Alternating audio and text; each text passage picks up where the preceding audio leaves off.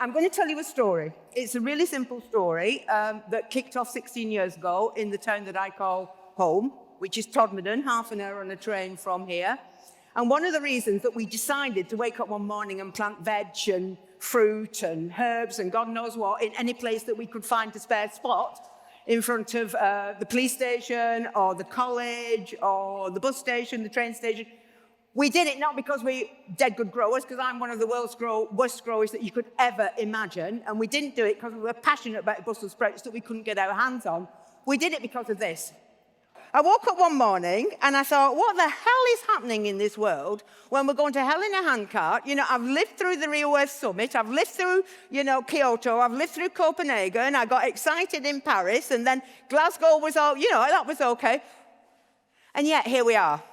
16 years after we invented Incredible Edible, we're falling off a cliff in terms of biodiversity, the climate is going bonkers, and sadly, there is a complete lack of leadership in how we're actually going to get out of this. We talk the talk, and yet the oils are going to pump more oil, and the gas is going to do more gas, so is it just me? Or is there a problem that we've got about climate change? So, fundamentally, I thought, right, well, let's try and do something about it. So, having been depressed, before we actually hit the gin bottle, let's see what we can do if we roll up our own sleeves in the places that we call home to actually make a difference and demonstrate the alternative life that we believe our leaders should be directing us towards. I am not waiting. I've lived through leading local authorities. I've chaired health trusts. I've been government advisors on God knows what.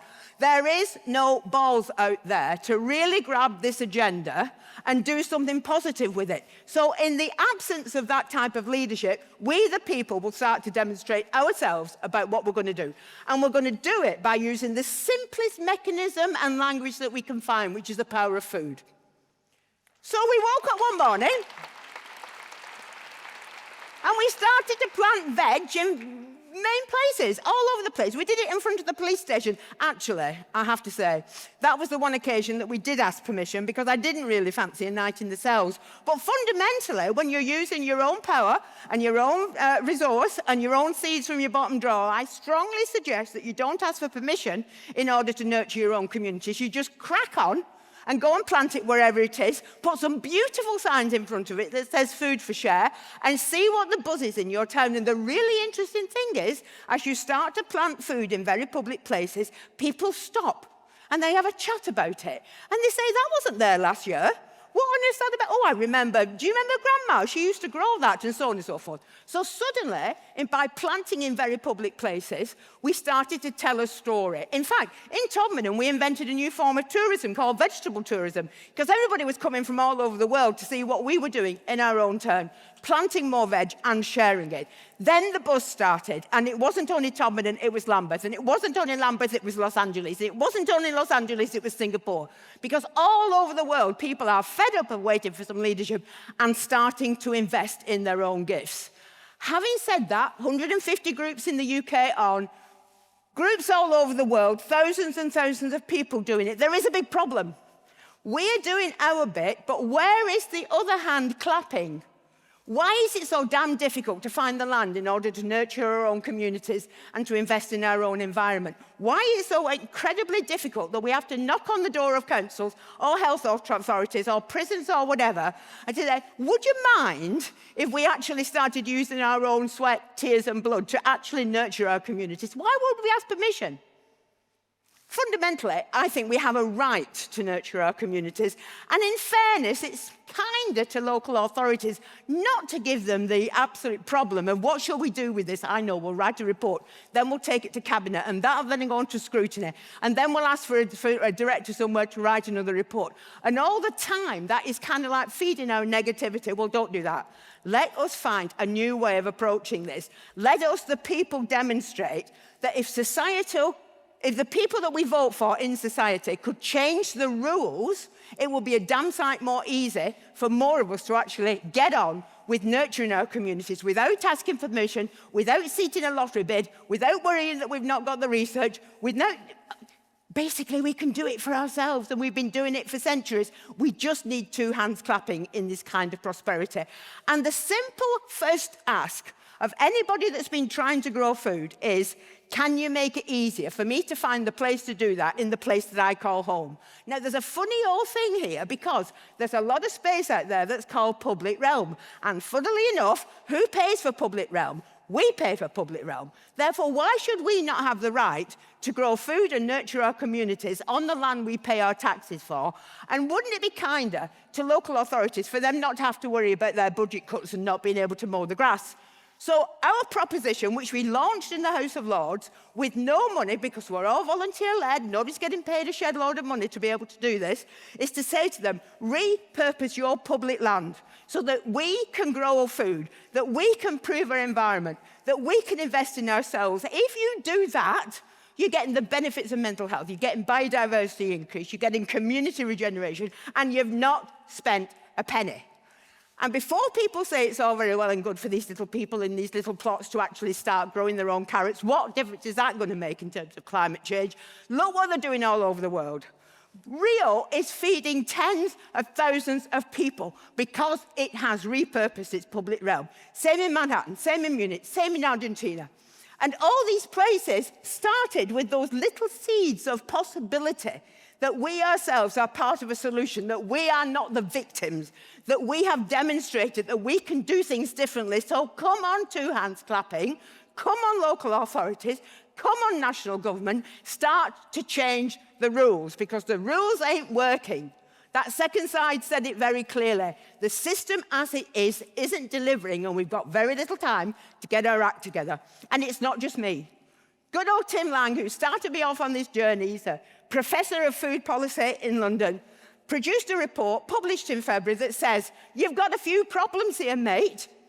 You know, for all the problems that the pandemic caused, wait till you get some real food sovereignty problems. Wait till you can't fly things all over the planet. Wait till you've got even more food injustice. And you are basically ghettoizing a whole section of your community.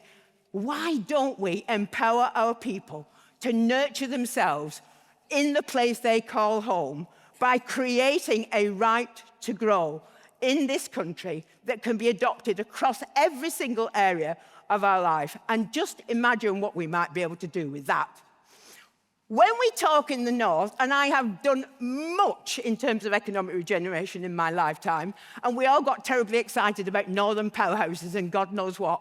But when we really want to so-called level up, and when we really want to do something about this so-called big society, and all those old phrases that were in the past that fell like dead lumps of clay because nobody really believed in them, actually let us create an incredible northern greenhouse where from coast to coast, the city regions are coming together to repurpose their public land so that we can start to grow and nurture our own communities. And from that, we get the next generation of urban farmers. And from that, we get the next generation of food entrepreneurs. And we've reduced the carbon footprint, and we've brought communities together, and we've taught our next generation that food and those that produce it are some of the most important elements of our lives, and we need to take them seriously.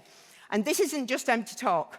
Because in Liverpool, in Leeds, in Sheffield, and in Hull, we're already working with those city regions. Manchester, yeah, wouldn't it be great if you came on board? We're working with Sheffield University to look at what repurposing public realm might already be. Hull has already adopted it. Southwark in London is doing the same thing. Liverpool have got it on the agenda.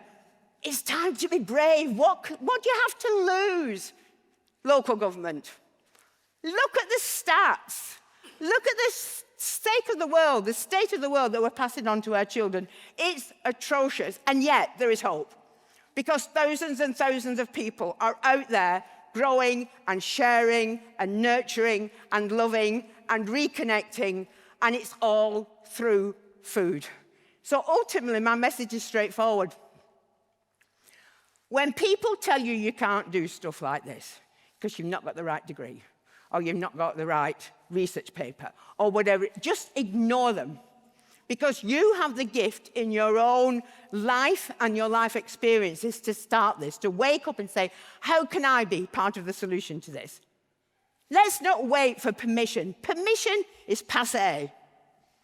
What we need is a generation of people who have enough confidence and enough compassion that they do believe in the power of small actions, that they do have the will to do things differently, and that ultimately, the truth is, if you trust the people will not let you down, because we are incredible. Thank you.